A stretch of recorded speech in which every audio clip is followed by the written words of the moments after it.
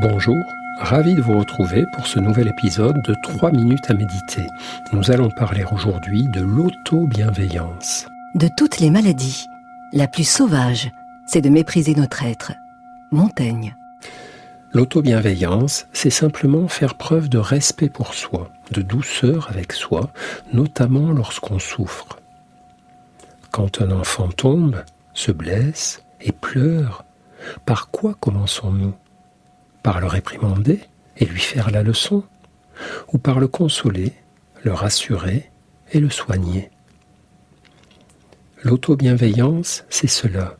Lorsque nous sommes blessés, d'abord nous consoler, nous apaiser, nous réparer, avant même de vouloir nous corriger ou nous sermonner.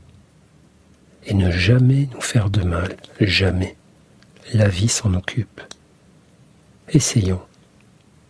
Arrêtez ce que vous êtes en train de faire pour prendre conscience de votre souffle. Respirez tranquillement.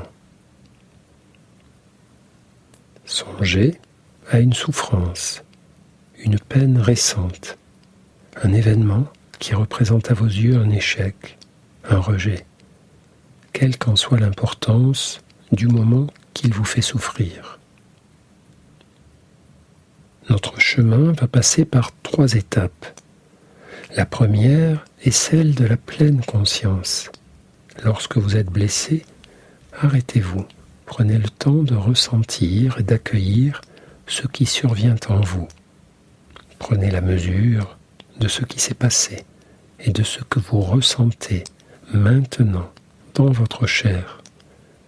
Observez quelles pensées, quelles émotions, quelles impulsions cette souffrance fait naître en vous. La deuxième étape est celle de l'appartenance à l'espèce humaine. Prenez conscience que la peine qui est la vôtre n'est pas unique ni anormale, mais fait partie de toute vie humaine. Il ne s'agit pas de vous dire « ne te plains pas », mais plutôt « tu n'es pas seul ». La troisième étape est celle du discernement.